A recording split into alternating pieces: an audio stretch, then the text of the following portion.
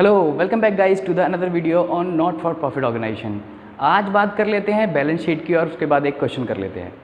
Balance sheet guys, ये जो not for profit organisation होता है, सेम बैलेंस शीट होती है जो अभी तक तुम बनाते आ रहे थे बिजनेस एंटरप्राइजेस में। बैलेंस शीट इसमें कुछ टर्म्स ऐसे होते हैं जो तुम्हें थोड़ा सा बस टर्म्स में चेंज है, बाकी बैलेंस शीट सिमिलर बनेगी, बाद में लास्ट में अमाउंट इक्वल आएगा। तो चलिए स्टार्ट कर लेते हैं यहाँ पे बैलेंस शीट कैसे बनती है। गाइस, सबसे पहले आता है इसमें बैलेंस शीट में कैपिटल फंड। अभी तक कैपिटल आता था, यहाँ पर आएगा कैपिटल फंड नाम से आ सकता है, या फिर कॉर्पस फंड नाम से आ सकता है, या फिर जनरल फंड नाम से आ सकता है। कैपिटल फंड क्या होता है कि मोस्ट ऑफ द क्वेश्चंस में जो कैपिटल फंड होता है वो तुम्हें दिया नहीं रखा होता। कैपिटल फंड तुमको फाइंड करना होता है ज़्यादातर क्वेश्चंस में। वो कैसे फाइंड करोगे? जो 11th क्लास में एक अकाउंटिंग इक्वेशन होती थी ना, जिससे तुम कैपिटल फाइंड करते थे, असेट्स माइनस लायबिलिटीज, सिमिलर यहाँ पर भी वही करना है तुमको लास्ट ईयर के कुछ एसेट्स और लायबिलिटीज दे रखी होंगी क्वेश्चन में, या फिर एडजस्टमेंट में लिखा होगा in the beginning of the year assets were, या in the beginning of the year furniture इतना, बिल्डिंग इतना, ठीक है।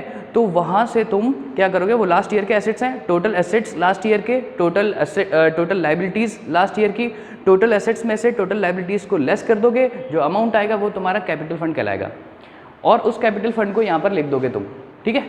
अच्छा, अब जो अभी तक क्या करते थे बाकी ऑर्गेनाइजेशन जो होते हैं, एंटरप्राइजेस होते हैं, बिजनेस एंटरप्राइजेस होते हैं, वहाँ पर क्या करते थे, प्रॉफिट एंड लॉस अकाउंट बनता था, वहाँ से जो प्रॉफिट आता था, लॉस आता था, उसको हम एडजस्ट करते थे कैपिटल में। यहाँ पर भी वही होगा, लेकिन यहाँ पर सरप्लस या डेफिसिट आता है इनकम एंड एक्सपेंडिचर अकाउंट से। अगर तुम्हारे पास सरप्लस आ रहा है तो कैपिटल फंड में उसको करोगे ऐड, और अगर डेफिसिट आ रहा है तो कैपिटल फंड से उसको करोगे लेस, ठीक है। फाइनल अमाउंट कर दोगे यहाँ पर। उसके बाद आता है पवेलियन फंड।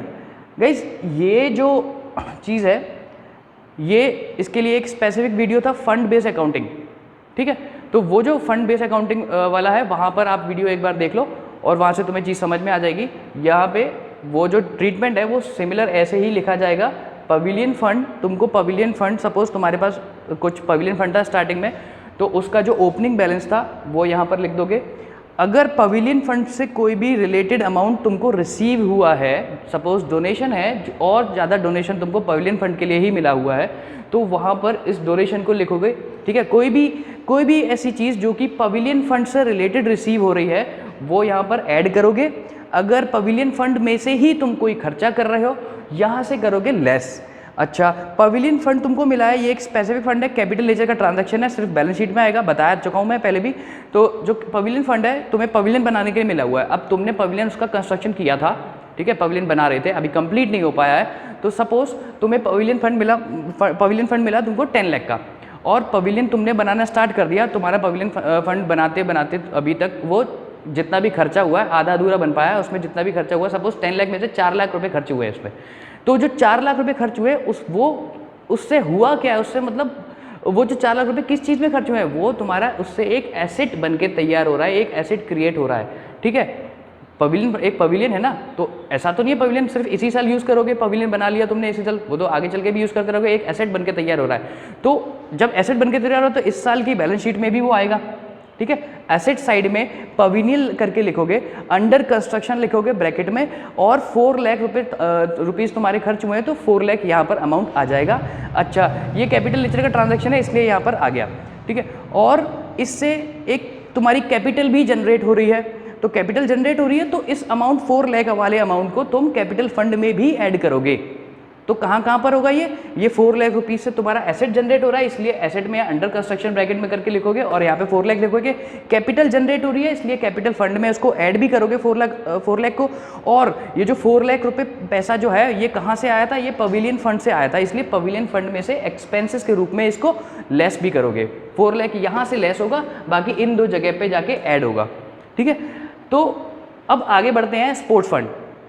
स्पोर्ट्स फंड तुमको मिला है, स्पोर्ट्स फंड में क्या तुम जनरेट करोगे? स्पोर्ट्स फंड तो एक स्पोर्ट्स एक्टिविटी तुम करवा रहे हो, उसमें कुछ खर्चा हो रहा है तो स्पोर्ट्स फंड में से कर रहे हो, तो उसको करोगे लेस। अगर स्पोर्ट्स फंड से कुछ और चीज़ तुम्हें रिसीव हो रही है, इंटरेस्ट आ रहा है या कुछ भी चीज़ रिसीव हो रही है, तो उसको करोगे ऐड। स्पोर्ट्स फंड में से ही कर रहे हो ना, उसी पैसे से तुम स्पोर्ट्स एक्टिविटी करवा रहे हो, तो वहाँ से जितनी भी रिसीविंग होगी तो स्पोर्ट्स फंड में ही ऐड करोगे।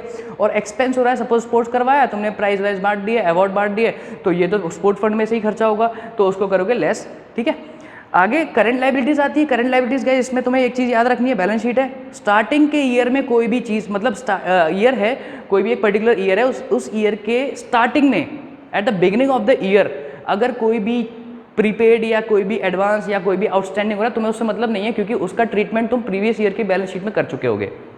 इस साल एंड में जिस डेट को तुम ये बनाने बैठे हो, उस दिन अगर कोई भी चीज़ तुम्हारे सामने आ रही है, ठीक है, आउटस्टैंडिंग है या एडवांस है, प्रीपेड है, तो उसका एडजस्टमेंट तुम यहाँ पर करोगे, ठीक है।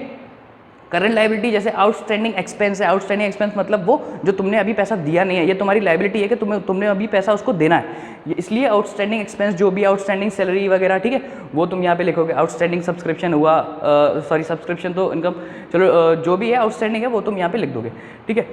अगर कोई एडवांस इनकम है, तुमने इनकम पहले से ले रखी है, यहाँ पे आ जाता है सब्सक्रिप्शन। सपोज सब्सक्रिप्शन के लिए तुमने पहले से ही एडवांस ले लिया, जब तुमने पैसा ले चुका है तो अब तुम्हारी लाइबिलिटी है कि तुमको उसको सब्सक्रिप्शन देना ही पड़ेगा, ठीक है, ये तुम्हारी लाइबिलिटी बन जाती है। इसलिए पहले ही जब पैसा ले लोगे तो तुम्हारी लाइबिलिटी है, काम तो वो करना ही पड़ेगा, इसलिए उसको यहाँ पे लिखोगे एडवांस इनकम, ठीक है।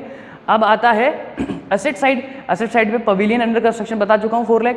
अगर बिल्डिंग तुम्हारे पास है, कोई बिल्डिंग, जितनी भी बिल्डिंग तुम्हारे पास पहले से थी, सपोज 10 माले की बिल्डिंग बनाने का प्रोग्राम था, लेकिन अभी तक तुम्हारे पास स्टार्टिंग में तुमने यहाँ पे देखा कि इस ईयर की स्टार्टिंग में 6 ही माले बन पाए, उसके 4 माले बन ही नहीं पाए, तो जो 6 माले का है वो तो यहाँ पर तुम लिखोगे ओपनिंग जो भी अमाउंट है, ऐड एडिशन बिल्डिंग को, और तुमने 4 माले बना दिए ना, तो जितना खर्चा होगा उसको यहाँ पे ऐड करोगे।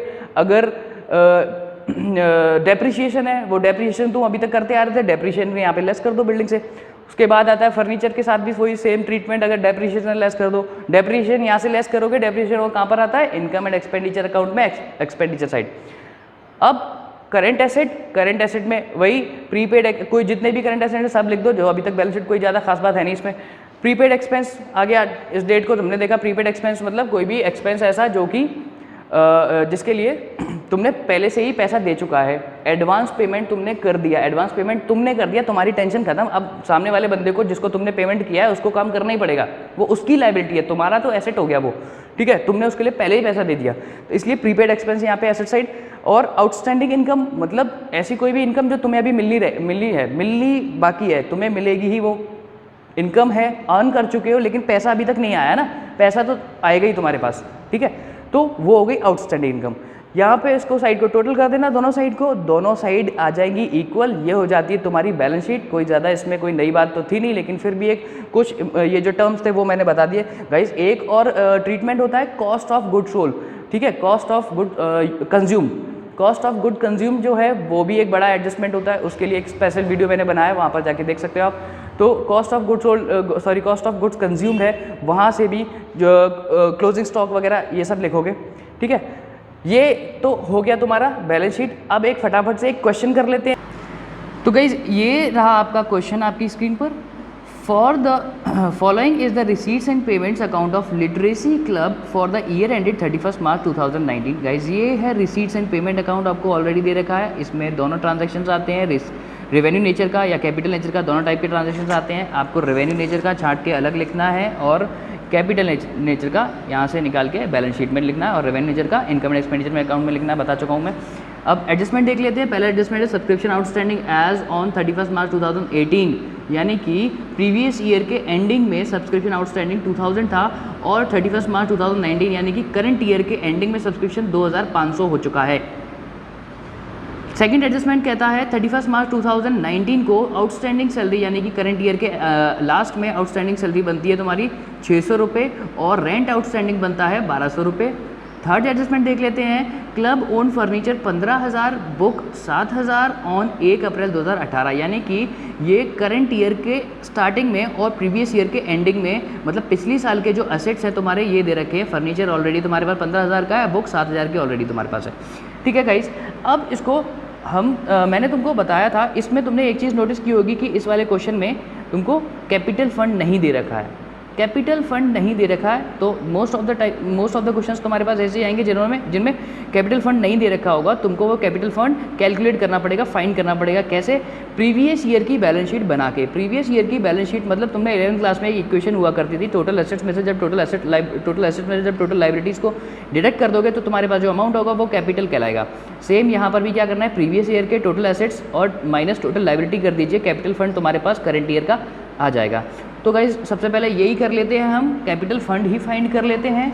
तो आ जाइए गाइज, यहाँ पर देखिए ये मैंने बना रखी है बैलेंस शीट और ये बैलेंस शीट है 31 मार्च 2018 की।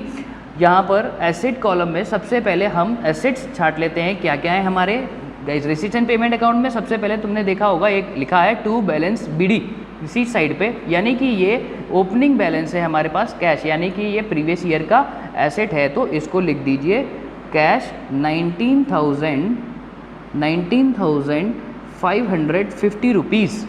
ठीक है, अब देख लेते हैं यहाँ पर तुमको दे रखा है प्रीवियस ईयर का, एडजस्टमेंट में आ जाइए। एडजस्टमेंट में आउटस्टैंडिंग सब्सक्रिप्शन तुमको प्रीवियस ईयर के लास्ट में दे रखा है, यानी कि करंट एसेट है ये कितना 2,000 रुपये। तो यहाँ पर आउटस्टैंडिंग सब्सक्रिप्शन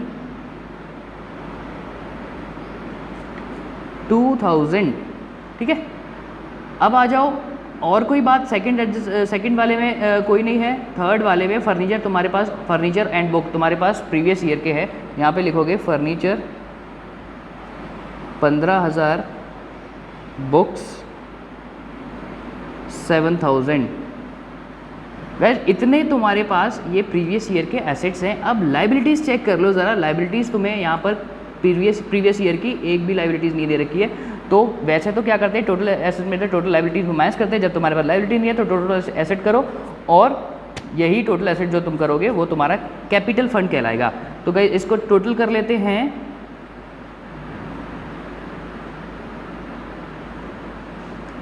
ये आएगा 43,550 रुपीज़। यही अमाउंट 43,550 रुपीज़ को यहाँ पर लिख दीजिए और ये होता है तुम्हारा कैपिटल फंड 43,550 रुपीज़। ये वर्किंग नोट है। वर्किंग नोट यहाँ पर 1 दे दो और जब तुम इस कैपिटल फंड को करंट ईयर के बैलेंस शीट में लिखोगे तो वहाँ पर वर्किंग नोट को 1 लिख सकते हो।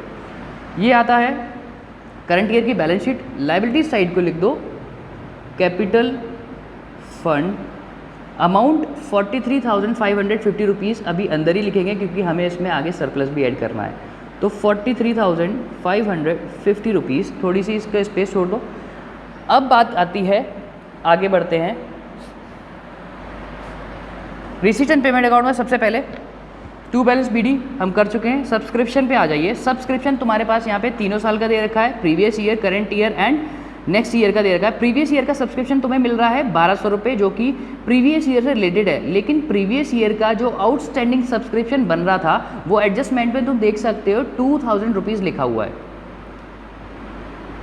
मतलब प्रीवियस ईयर के एंडिंग में हमको आउटस्टैंडिंग सब्सक्रिप्शन जो है वो 2,000 रुपये मिलना था, लेकिन हमें प्रीवियस ईयर का जो आउटस्टैंडिंग सब्सक्रिप्शन है वो मिल कितना रहा है, एक्चुअली में 1,200 रुपये मिल रहा है। यानी कि हमें कितना और मिलना चाहिए था।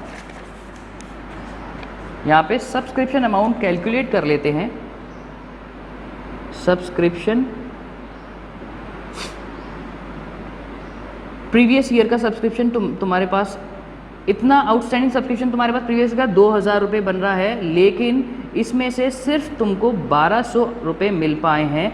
तो यानी कि 800 रुपये और अभी मिल रहे हैं। अब देख लेते हैं जो थोड़ा सा आउटस्टैंडिंग सब्सक्रिप्शन करंट ईयर में भी है, यानी कि करंट ईयर के लास्ट में भी तुम्हारे पास अभी भी आउटस्टैंडिंग सब्सक्रिप्शन जो है वो 2,500 रुपये है।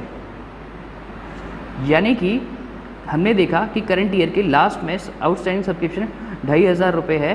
तो अगर ये जो 2,500 रुपये जब मुझे मिलेगा तो इस 2,500 रुपये में से करंट ईयर का जो बोल सकते हो या फिर 31 मार्च 2019 को जो तुम्हारे पास आउटस्टैंडिंग सब्सक्रिप्शन है, ठीक है, आउटस्टैंडिंग सब्सक्रिप्शन है वो 2,500 रुपीज़ है।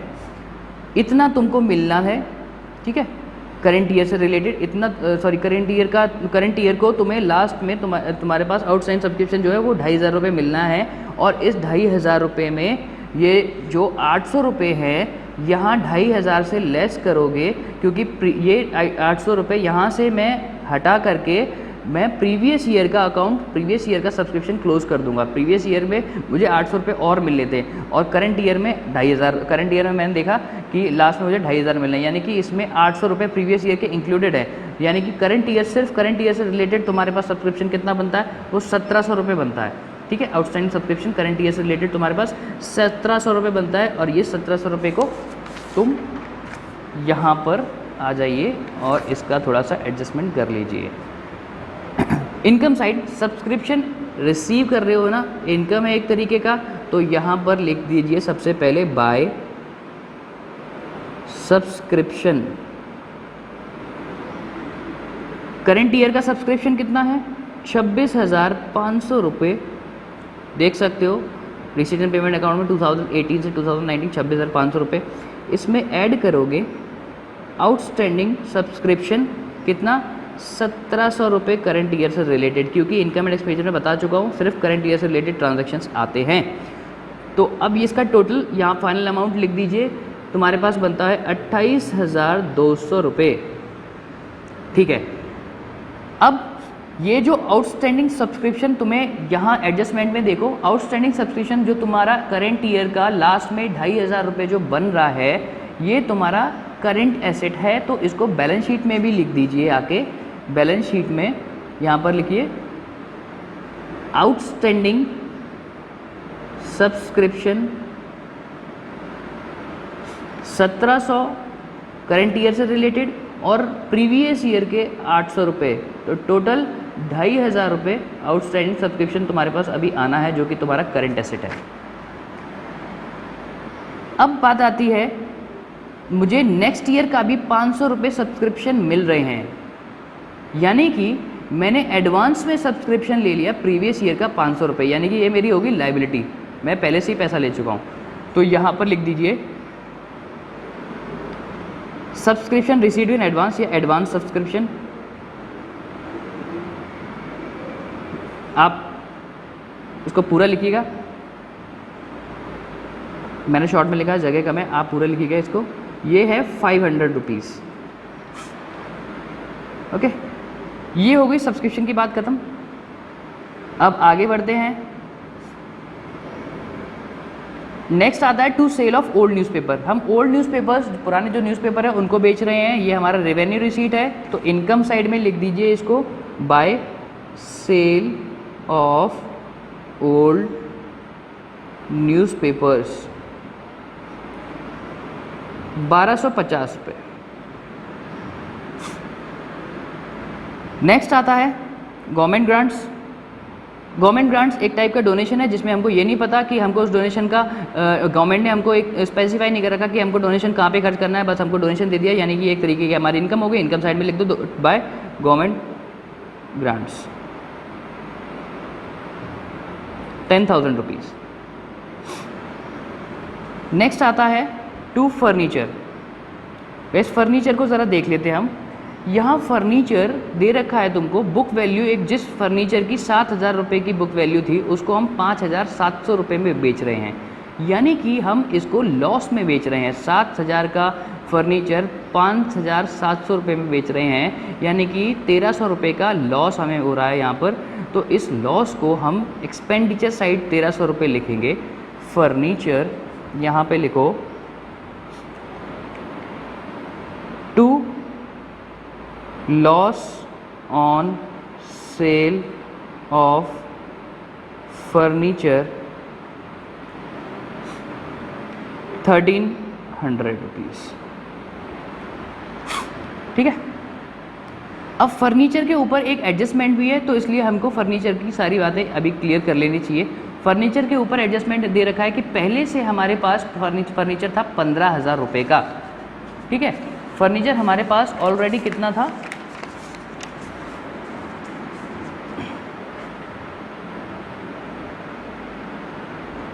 15,000 रुपये का प्रीवियस ईयर से ही हमको, पहले से ही हमारे पास 15,000 रुपये का फर्नीचर था, और इस साल मैंने 7,000 रुपये का फर्नीचर बेच दिया है। मेरे पास अब 8,000 रुपये का फर्नीचर बचा।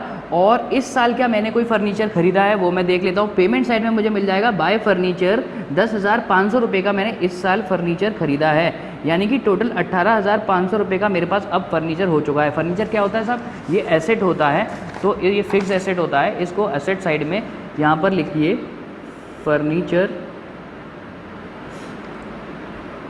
15,000 लेस 7,000 प्लस 10,500 रुपये, यानी कि ये तुम्हारे पास 18,500 रुपये का फर्नीचर अब आ चुका है। ये फर्नीचर की बात ख़त्म होती है। अब आगे बढ़ते हैं to interest on fix deposits. Guys हमने कुछ फिक्स डिपॉजिट किया होगा अमाउंट इसी साल, और उसको उस पर हमको इंटरेस्ट मिला है 750 रुपये। अब ज़रा ये देख लेते हैं पेमेंट साइड में हमने कितना फिक्स डिपॉजिट किया है। हमने फिक्स डिपॉजिट 1 जुलाई को 20,000 रुपये हमने किया था, जो जिस पे हमें इंटरेस्ट मिला था 9% पर एनम का। तो इसका इंटरेस्ट ज़रा हमें कैलकुलेट करना पड़ेगा और फिर ये चेक करना पड़ेगा क्या हमें अमाउंट सफिशिएंट मिल रहा है इंटरेस्ट पे। 20,000 का फिक्स डिपॉजिट,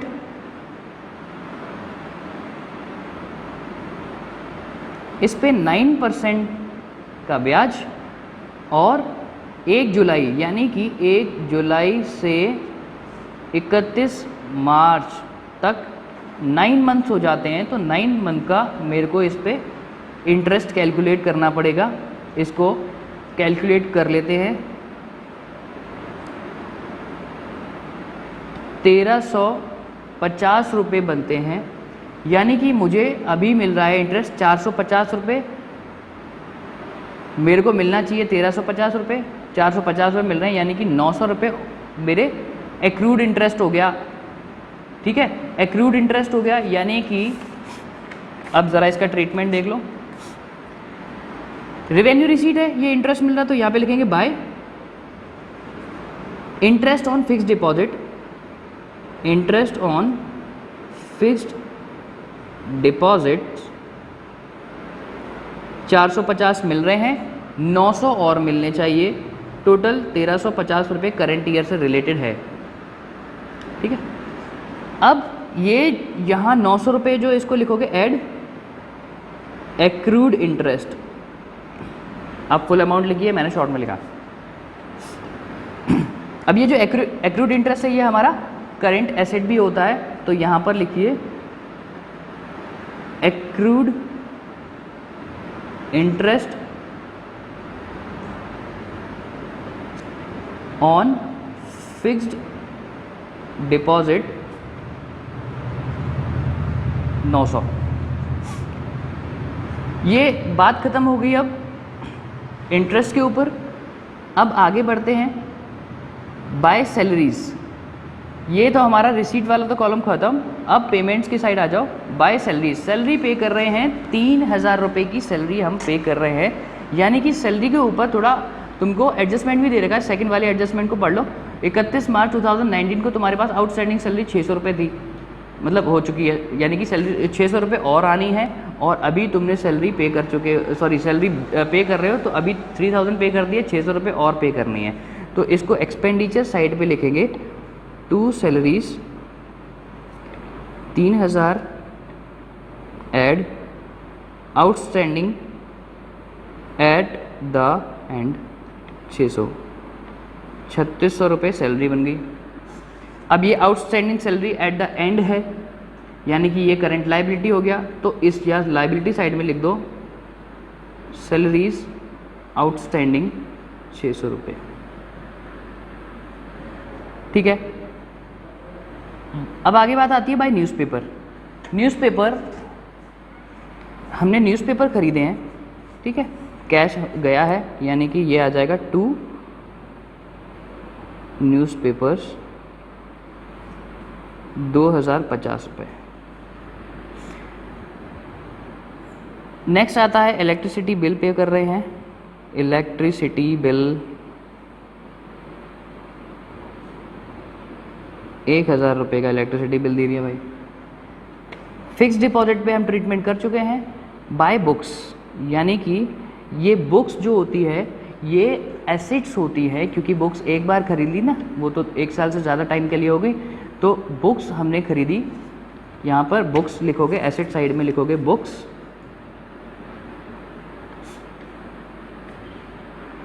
बुक्स हमने खरीदी है 10,600 रुपये की, और बुक्स के ऊपर एक एडजस्टमेंट है जो कि बुक्स हमारे पास पहले से भी थी 7,000 रुपये की।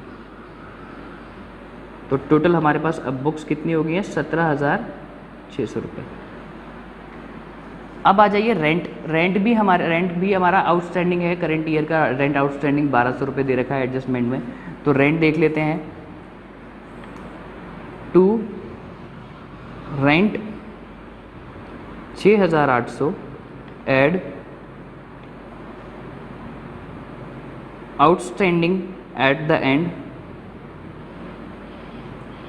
1,200, टोटल रेंट 8,000 बना इस साल का। और ये आउटस्टैंडिंग रेंट है यानी कि करंट लायबिलिटी है, तो यहाँ पे लिख सकते हो आप रेंट आउटस्टैंडिंग 1,200 हो गया। नेक्स्ट आता है फर्नीचर। फर्नीचर तो हमने कर चुका है, ठीक है। अब आता है इस ये जो रिसेंट पेमेंट अकाउंट हमने टोटल किया था, तो हमारे पास बैलेंस बचा था कैश का 11,200 रुपये, यानी कि ये हमारा एसेट हो गया। तो एसेट साइड में लिख दो यहाँ पर कैश 11,200 रुपये। तो गाइज ये तो बात हो जाती है हमारी इनकम एंड एक्सपेंडिचर अकाउंट, जहाँ तक लग रहा है मुझे कंप्लीट हो चुका है। अब इनको हम कैलकुलेट कर लेते हैं, ठीक है। कैलकुलेट करने के बाद जो सरप्लस आता है इनकम एंड एक्सपेंडिचर अकाउंट में, जो सरप्लस या डेफिसिट देखते हैं, जो भी आता है उसको हम ऐड करते हैं बैलेंस शीट में। टोटल करने से पहले गाइस एक चीज़ और मैं बता दूं आपको, यहाँ पर फिक्स एसेट्स जो फिक्स डिपॉजिट हमने किया था वो भी हमारा एसेट होता है 20,000 रुपीज़ का। तो यहाँ पर फिक्स डिपॉजिट में 20,000 यहाँ पे लिखोगे आप, फिक्स्ड डिपॉजिट्स 20,000 बस। अब यहाँ पर हमारे ये दोनों अकाउंट्स कंप्लीट हो चुके हैं। अब इनकी टोटलिंग कर देते हैं ज़रा। इनकम साइड टोटल, फिर expenditure side total. Income side total कर लेते हैं। इसका टोटल आ रहा है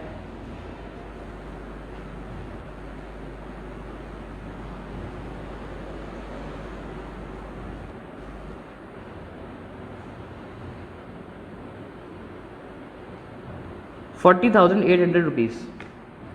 दोनों जगह पर, दोनों कॉलम में यही टोटल लिख देते हैं।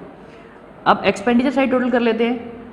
एक्सपेंडिचर साइड का टोटल यहाँ पे इस जगह पे रफ में कर लेते हैं 1300।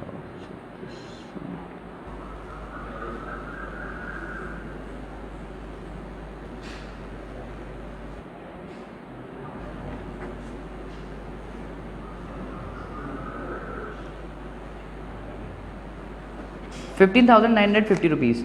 अब इसको इनकम साइड से लेस कर दो, 40,800 माइनस 15,950, हमारे पास बचता है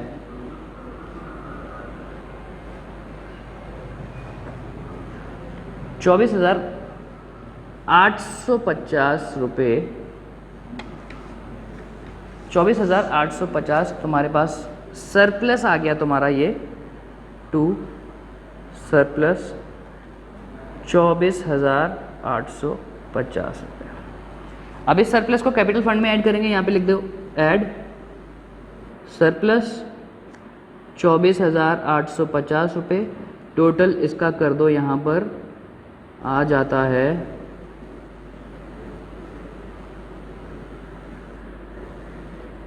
68,400 रुपीज़। ये तुम्हारा कैपिटल फंड हो गया टोटल। अब बैलेंस शीट टोटल कर लेते हैं और मैच कर लेते हैं। हमारा अमाउंट अगर इक्वल आ गया, इसका मतलब हमारा दोनों अकाउंट्स हमारे एकदम करेक्ट है, ठीक है। इसको टोटल कर लो।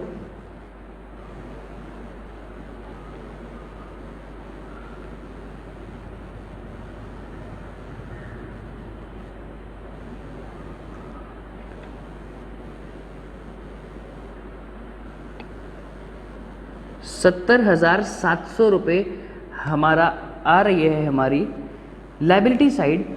एसेट साइड भी हमारी 70,700 रुपये आनी चाहिए। देख लेते हैं इसको भी। 00 यहाँ पे 6 और 9 15 16 17 और 27, 2 कैरी 12 5 19 20 4 5 6 7 यहाँ पे हमारा एसेट साइड भी टोटल आ चुकी है गाइस। ये तो हो गए हमारा एक क्वेश्चन जो हमने नॉट फॉर प्रॉफिट ऑर्गेनाइजेशन के ऊपर किया है। अब आगे भी हम इसके प्रैक्टिस क्वेश्चंस करते रहेंगे। तो गाइस ये था हमारा क्वेश्चन पार्ट, और अब ये नॉट फॉर प्रॉफिट ऑर्गेनाइजेशन के ऊपर सारे वीडियोस कंप्लीट हो चुके हैं, सारे टॉपिक्स क्लियर हो चुके हैं, ये चैप्टर कंप्लीट हो चुका है। आगे भी हम इसके कुछ प्रैक्टिकल क्वेश्चंस करते रहेंगे। अब बारी है कुछ नए चैप्टर्स के ऊपर वीडियोस बनाने की। बस आज के लिए इतना ही। Thank you so much.